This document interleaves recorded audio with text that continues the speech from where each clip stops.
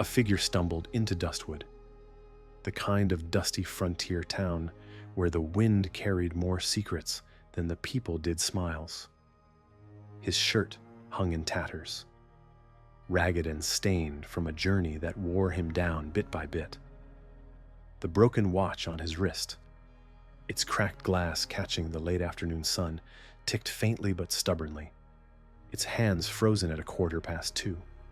The townsfolk paused, eyes narrowing with a mix of curiosity and suspicion as the stranger made his way down Main Street, boots scraping the wooden planks of the boardwalk. Whispers followed him like shadows. A man broken by time, or a man hiding from something worse. Children tugged at their mothers' skirts. Gamblers in the saloon paused mid-bet, and the bartender wiped his hands on a rag, watching from behind the counter. The stranger's face was etched with lines drawn deep by regret and hard miles. And under the brim of his battered hat, his eyes held the weight of a life unraveled. 24 hours earlier, this man had been a different person entirely. General Caleb Thorne had once commanded respect and fear in equal measure, a celebrated army leader whose name echoed through military ranks and political chambers alike. But glory is a fickle companion, a single battle, a devastating defeat, and the world that once bowed before him turned its back. Stripped of his rank, his honor sullied, Caleb was cast out like a bad memory. His uniform replaced by a worn shirt, his medals buried beneath dust and shame. The defeat still haunted him, a relentless echo carved into his mind. He could see the flash of steel, hear the roar of cannons, and feel the weight of every lost life like a stone in his chest. The watch on his wrist, a gift from a fallen comrade, a symbol of promises made under fire, was cracked the day he received the news of his disgrace. It had stopped at 2:15, the exact moment his world shattered. Now, Caleb came back to Dustwood not as a hero, but as a man with nothing left to prove except to himself. The town was a shadow of what he remembered, its streets lined with cracked timber and peeling paint. Dustwood had once been a hub of trade and hope, but years of neglect and the iron grip of a corrupt militia leader had left it broken, much like Caleb himself. He paused in front of the general store, eyes scanning the faded sign swinging in the dry breeze. Memories crowded in, faces of old friends and foes, laughter and losses, mingling like ghosts in the air. Despite the ache in his bones, Caleb felt a flicker of determination. He would rebuild somehow, even if it meant starting from the dust beneath his boots. The townsfolk watched with thinly veiled skepticism. Rumors had already begun to swirl. The fallen general was back, and some whispered that he planned to challenge the militia leader who ruled the town like a tyrant. Others said he was just a broken man looking for a forgotten corner to die in. But Caleb knew better. He felt the stirrings of a fire long buried, a call to reclaim not just his reputation, but the soul of Dustwood itself. As he moved deeper into town, the broken watch caught the light again, its frozen hands a stark reminder of time lost and battles yet to be fought. Caleb slipped his hand into the pocket of his threadbare jacket and clenched his fist around the watch's worn leather strap. This was more than a keepsake. It was a tether to his past, and a beacon for whatever future he could forge. In the saloon, the chatter quieted as he entered. The air hung heavy with tobacco smoke and stale gin, conversations halting as eyes fixed on the newcomer. The barkeep, a grizzled man with a scar running from his temple to his jaw, nodded slowly in recognition. "Well, if it ain't General Thorne," he muttered, voice rough with surprise. "Didn't think I'd see you back here." Caleb offered a faint, tired smile, but said nothing. He moved to a corner table, the wooden chair creaking under his weight. The tavern's raucous energy seemed to ebb away, replaced by a tense silence that spoke volumes. The militia's reach was long, And the general's fall from grace was no secret.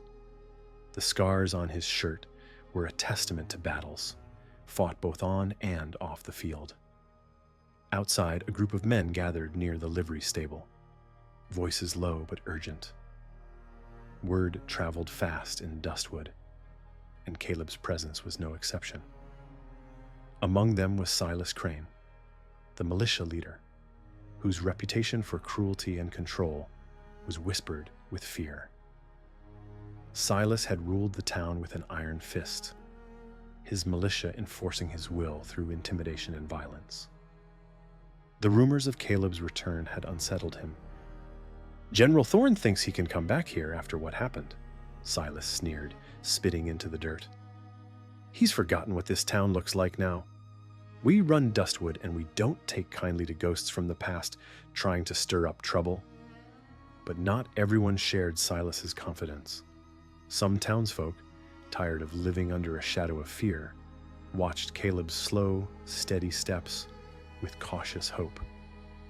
The torn shirt and broken watch were not just symbols of loss. They were emblems of survival. If Caleb Thorne was willing to face the ghosts of his past, maybe Dustwood could find a way back from its own darkness. As night fell, Caleb leaned against the weathered wall outside the saloon, the distant howl of a lone coyote punctuating the silence. He knew the road ahead would be unforgiving. The militia would not welcome his return, and the town's scars ran deeper than his own.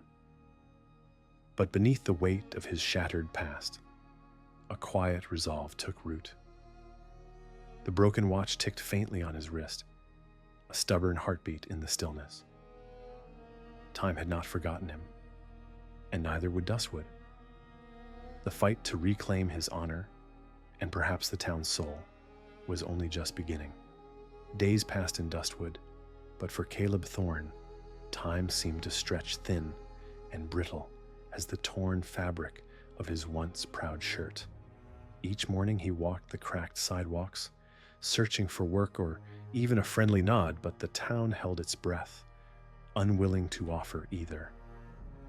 The whispers that had followed his arrival grew louder, carrying both doubt and disdain. "The general's a fallen man," some said, "a ghost chasing shadows." Others muttered warnings, eyes flicking to the darkened windows where Silas Crane's militia lingered like vultures over carrion. Caleb's torn shirt hung heavy on him, ragged and stained, a visible scar from a life unraveling. It wasn't just cloth that was tattered, respect had frayed along with it. The broken watch on his wrist, still frozen at 2:15, seemed to mock him silently, a reminder that time had turned against him. The general storekeeper, an old man named Jed, eyed Caleb with a mix of pity and suspicion. "You're not like the rest, are you?" Jed grunted one morning, sliding a loaf of bread across the counter with a nod toward Caleb's shirt. "Dustwood doesn't take kindly to broken men. You'll find no charity here." Caleb nodded but said nothing. He didn't need kindness, he needed purpose. But purpose was in short supply when the militia controlled every job, every opportunity. Silas Crane's grip on the town was tight, ironclad. Rumors spread that Caleb planned to challenge this tyrant, to wrest control from a man who ruled with fear. But no one knew if the general had the strength left to fight, not after the fall. One afternoon, as Caleb repaired a fence on the outskirts of town, a group of militiamen rode past, their horses kicking up dust, eyes cold and mocking. Their leader, Silas Crane himself, sneered openly, his voice carrying like a whip crack. "Looks like the old general's still wearing his battle scars, but they ain't gonna save him here." Caleb stood firm, the breeze tugging at his tattered shirt, the broken watch heavy in his pocket. Silas's words stung, but they also sparked something deeper.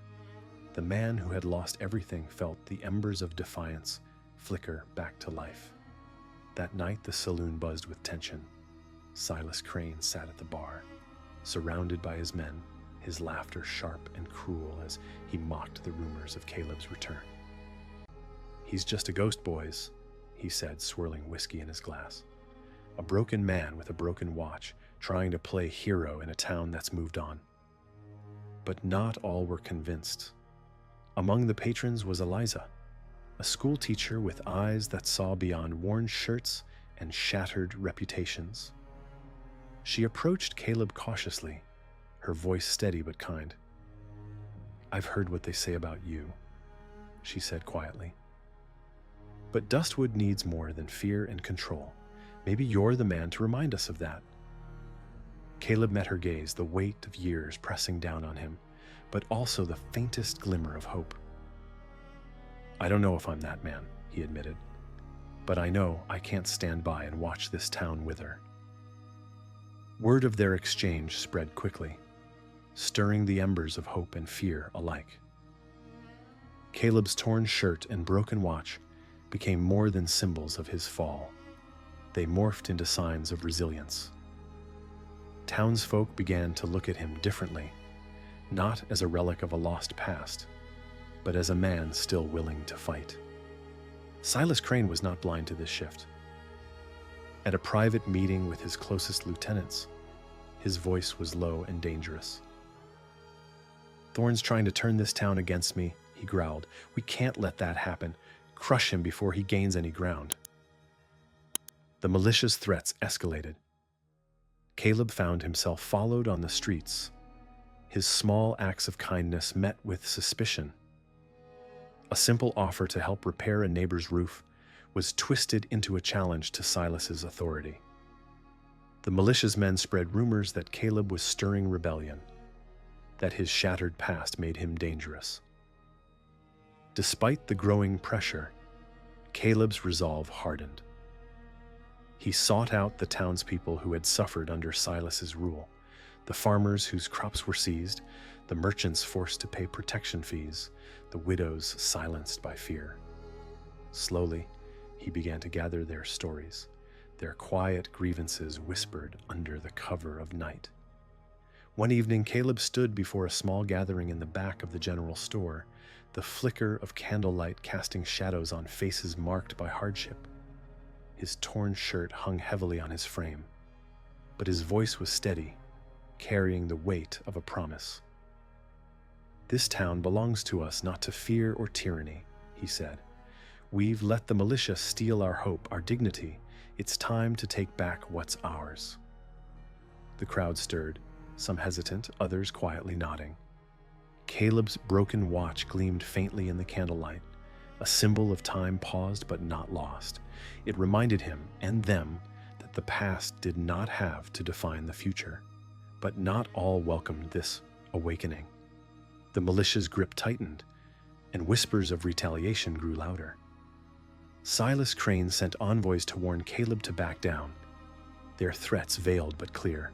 "Step off, Thorne," one messenger hissed, "or you'll find out what it means to cross us." Caleb's response was quiet but firm. He refused to be cowed by fear or threats. His torn shirt and broken watch were no longer signs of defeat. They had become emblems of a man willing to stand against the darkness. The days that followed saw Caleb working tirelessly, not just with words but with deeds. He helped repair fences, shared what little food he had, and listened to the stories of those who had been silenced.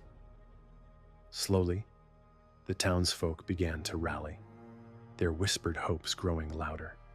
But the militia watched, their eyes sharp and unrelenting. The tension in Dustwood thickened, a powder keg waiting for a spark. Caleb knew that the moment of confrontation was drawing near, and with it, the chance to prove that even a man with a torn shirt and a broken watch could ignite change. As the sun dipped below the horizon, casting long shadows over Dustwood's worn streets, Caleb stood alone outside the general store. His gaze lingered on the broken watch, its frozen hands a reminder of time's cruel passage. But tonight those hands seemed less like a curse and more like a challenge. The fight for Dustwood's soul had begun, and Caleb Thorne was ready to meet it head on. The morning sun cast long shadows across Dustwood's cracked streets as Caleb Thorne made his way toward the town square. His torn shirt clung to his frame, stained with dust and sweat from the endless days of struggle, but his steps were steady, his gaze unflinching. Word had spread that he intended to confront Silas Crane publicly, and a crowd had begun to gather, curious, wary, some hopeful, others anxious. At the center of the square, Silas stood surrounded by his militia, a sneer etched deep into his weathered face. His eyes flicked to the throng of townsfolk and then to Caleb, as if daring him to make his move. The militia's rifles glinted in the sunlight, a silent warning to any who might challenge their authority. But Caleb's broken watch, still frozen at 2:15, weighed heavily against his wrist, a talisman of past promises and a reminder that some battles must be fought no matter the odds. Caleb stepped forward, voice carrying clear and unshaken. "Silas Crane," he called out, "this town belongs to its people, not to bullies and tyrants. You've ruled with fear long enough." Silas laughed, a harsh, bitter sound that echoed off the wooden facades. "And what do you plan to do about it, General? You're just a broken man in a torn shirt, clinging to the ghosts of your past." The insult would have cut deep a week ago, but today Caleb met it with a grim smile. "Maybe," he said, "but even broken men can stand when they remember what they're fighting for." The militia shifted uneasily, some exchanging uncertain glances. The townsfolk, who had been silent so far, began murmuring, their voices swelling with a mix of fear and newfound courage. Caleb's words were kindling, sparking a fire, long smothered beneath Silas's iron fist. Suddenly, Silas barked an order, and his men raised their rifles, aiming directly at Caleb. The crowd gasped, tension snapping like a live wire. Caleb's hand went instinctively to his pocket, fingers closing around the broken watch's leather strap. It wasn't a weapon, but in that moment it was a symbol, a testament to resilience and resolve. Before the militia could fire, a voice rang out from the back of the crowd. "Wait!" It was Eliza, the schoolteacher, stepping forward with steady eyes. "If you kill him, you kill the last hope this town has." Her words rippled through the crowd. Some militiamen hesitated, their guns wavering. Silas's sneer faltered for a split second, replaced by a flash of uncertainty. The murmurs grew louder, townsfolk stepping closer to Caleb, emboldened by the stand they saw before them. Caleb raised his hands slowly, palms open, showing he meant no harm. "I'm not here to start a war," he said. "I'm here to give Dustwood a chance to heal." The standoff stretched, breath held and hearts pounding. Then from the crowd, a man stepped forward, a farmer whose fields had withered under Silas's demands. "I'm tired of living in fear," he said, voice rough but resolute. "If Thorne's willing to stand, then so am I." Others followed, faces drawn with hardship but shining with courage. The militia's grip began to loosen as townsfolk rallied around Caleb, their numbers growing like a rising tide against the iron wall Silas had built. Silas's eyes narrowed, realizing his control was slipping. "You're making a big mistake, Thorne," he hissed. "This town belongs to me." Caleb shook his head, the weight of the broken watch pressing against his palm. "No, Silas, it belongs to the people you've been too afraid to listen to." The militia leader's hand twitched toward his holster, but before he could draw, a sharp whistle cut through the tension. From the shadows of an alley, a ragtag group of townspeople emerged, farmers, merchants, widows, all armed with makeshift weapons and determination. Caleb's rally had sparked a movement, one born of desperation and hope. The militia found themselves outnumbered, their rifles lowered as uncertainty spread through their ranks. In that moment, Caleb's torn shirt ceased to be a symbol of defeat. It became a banner of resilience. The broken watch, its hands frozen in time, seemed to pulse with renewed life, marking the turning point not just for Caleb, but for Dustwood itself. Silas looked around, his facade cracking as the tide turned against him. He realized that crushing Caleb now would mean igniting a fire he could no longer control. With a bitter snarl, he stepped back, signaling his men to retreat. The militia shuffled away, their grip on Dustwood loosening with every step. The townsfolk, once silenced by fear, now stood tall, their voices rising in unison. Caleb, though exhausted and worn, felt a surge of something he hadn't known in months: hope. As the dust settled, Caleb turned to the crowd, voice steady despite the adrenaline coursing through his veins. Today, we've taken the first step. There's still much to do, but together we can rebuild this town. We can restore what was lost. Eliza smiled, stepping beside him. You've reminded us all that courage isn't about never falling. It's about standing up again and again. Caleb glanced down at the broken watch still clutched in his hand, its silence now a challenge rather than a curse. Time hadn't healed all wounds, but it had offered a moment, a chance to redefine the future. The road ahead would be long, and Silas Crane was far from defeated. But for the first time since his fall, Caleb Thorne felt the weight of his past begin to lift. His torn shirt and broken watch were no longer burdens. They were reminders that even in ruin, a man could find strength. And in the heart of Dustwood, a town held hostage by fear for too long, the fight for redemption had truly begun. The standoff in the town square had shifted the winds of Dustwood, but the battle for its soul was far from over. Caleb Thorne stood beneath the bruised sky, the echoes of the townsfolk's rally still ringing in his ears. His torn shirt clung to him, worn and torn, but no longer a symbol of defeat. It was a banner of resilience. The broken watch on his wrist, its hands frozen at 2:15, felt heavier now, charged with the weight of promise and purpose. Word of the confrontation spread swiftly, and whispers of Caleb's defiance traveled beyond Dustwood's cracked streets. Inside the saloon, Silas Crane sat nursing his wounds, his jaw clenched tight. The militia leader's once unshakable grip on the town was slipping, and with it, his confidence. He slammed his fist against the bar, drawing the attention of his men. We underestimated him, Silas growled. Thorne's torn shirt and broken watch aren't just symbols of weakness, they're symbols of resilience. The people are rallying behind him, and if we don't act, we'll lose everything. His lieutenants exchanged uneasy glances. The militia had ruled with fear for years, but Caleb's courage had ignited a spark they couldn't ignore. Silas was forced to reconsider his strategy, not with brute force alone, but with cunning and negotiation. As the militia's threats simmered, Caleb moved swiftly to solidify the fragile alliance forming among the townsfolk. He met with farmers whose fields had been seized, merchants strangled by protection fees, and widows silenced by fear. Each story deepened his resolve. Each face etched with hardship fueled his determination.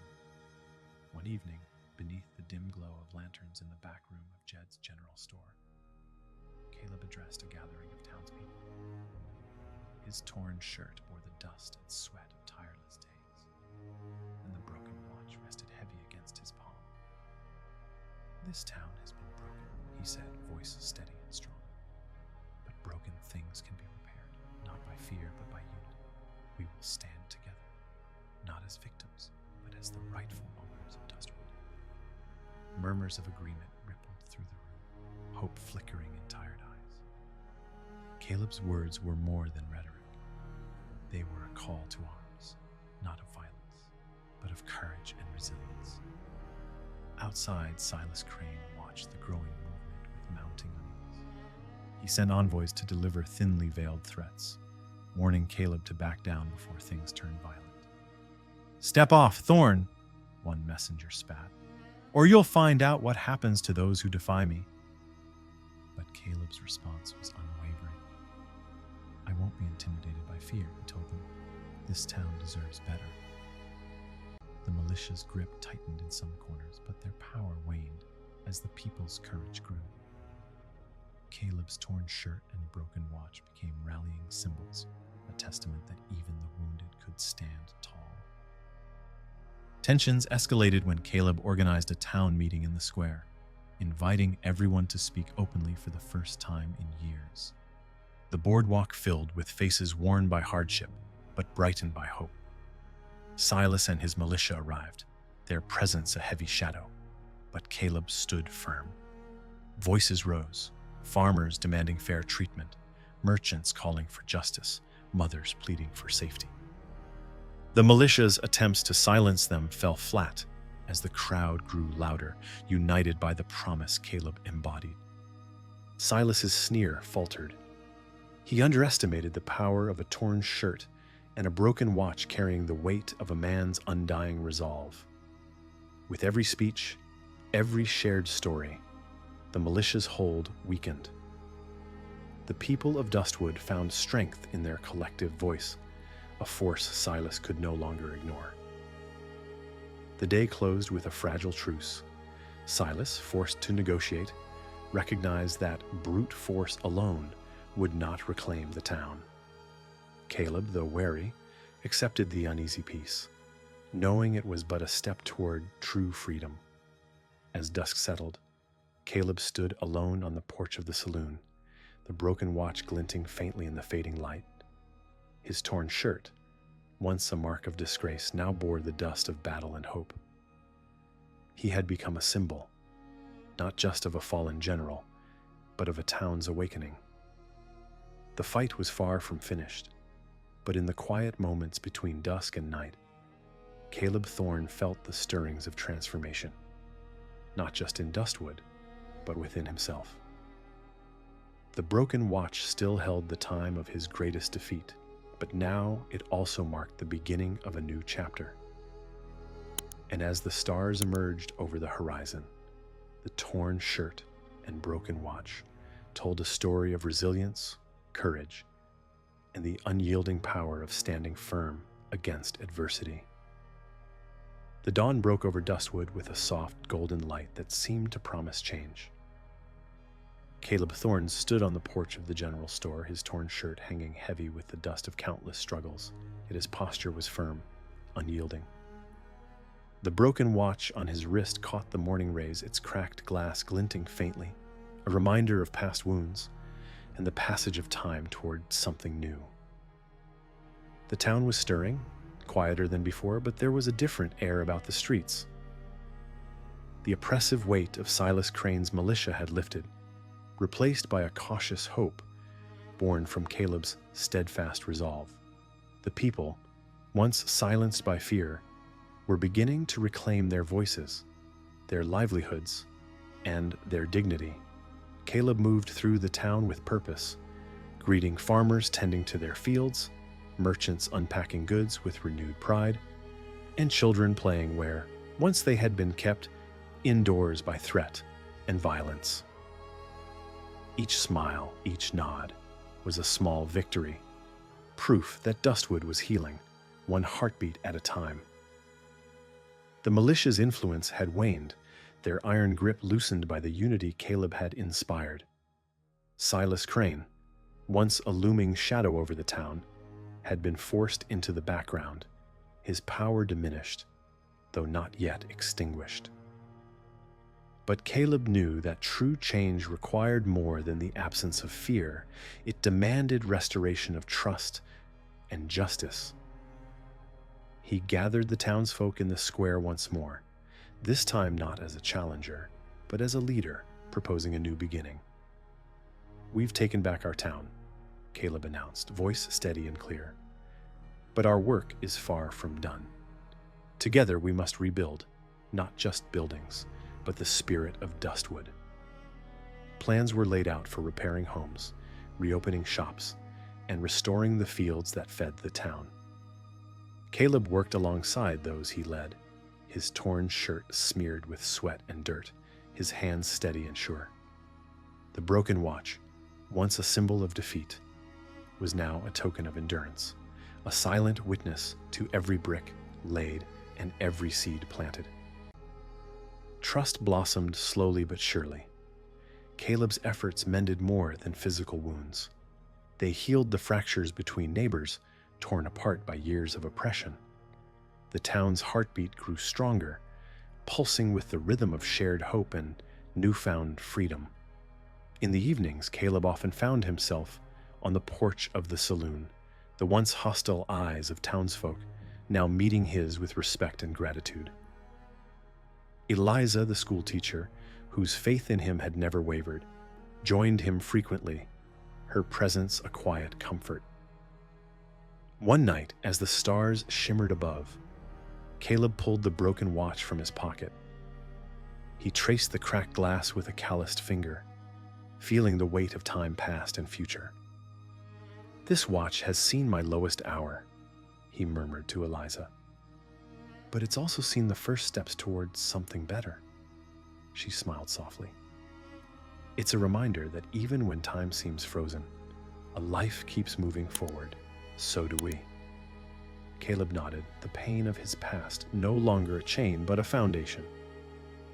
The torn shirt he wore was no longer a mark of disgrace but a badge of honor, proof that resilience could outlast any defeat.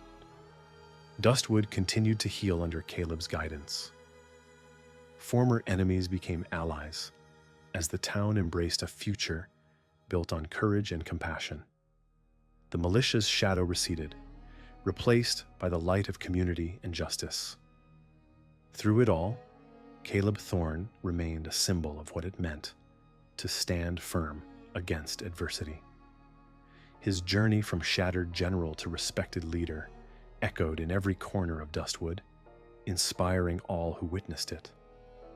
The broken watch was finally repaired, its hands ticking steadily once more, a sign that time, like the town, had begun to heal.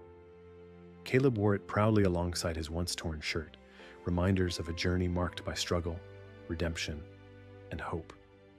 Together, Dustwood and its people moved forward, united by the strength of a man who refused to be broken, who taught them that true honor comes not from victory alone, but from the courage to rise again.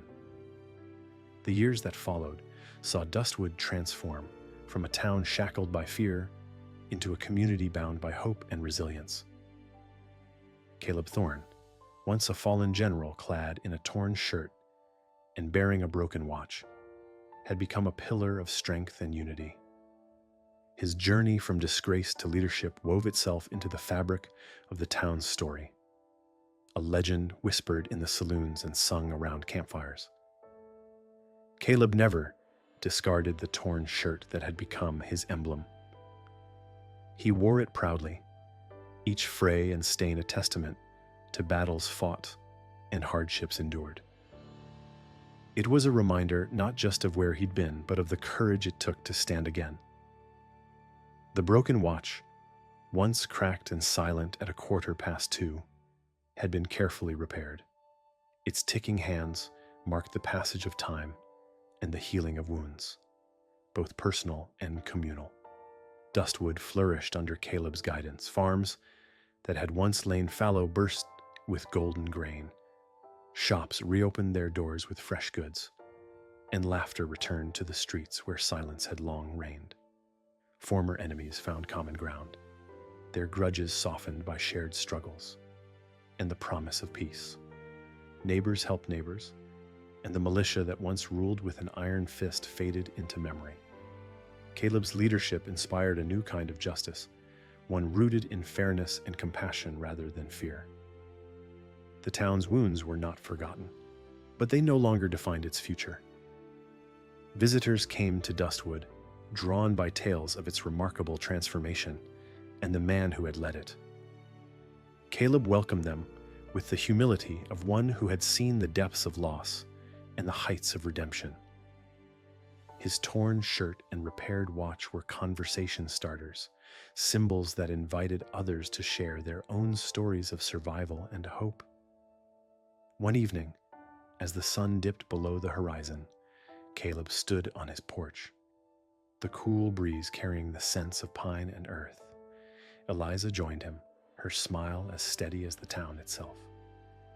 "You've done more than I ever imagined," she said softly. "Dustwood isn't just a town anymore, it's a home." Caleb nodded, eyes fixed on the horizon, where the sky blazed with color. "It's been a long road," he admitted. "But every step was worth it. I've learned that true courage isn't about never falling. It's about rising time and again, no matter how many times you're knocked down." The broken watch ticked steadily, a steady heartbeat in the quiet evening. Its repaired hands moved forward, just as Dustwood had moved forward, carrying the scars of the past, but looking toward a brighter tomorrow. Caleb's story became legend, passed down through generations as a reminder that resilience and redemption were within reach for anyone willing to stand firm. His torn shirt and broken watch remained treasured relics, symbols of a man who refused to be defined by failure. As Dustwood thrived, Caleb Thorne lived out his days, surrounded by friends old and new. His legacy endured not in monuments or grand gestures, but in the quiet strength of a community rebuilt and a man redeemed. In the end, Caleb's journey proved a timeless truth: that honor is not measured by victories alone, but by the courage to face adversity with an open heart and the will to rise again. If you love the story, like the video and subscribe.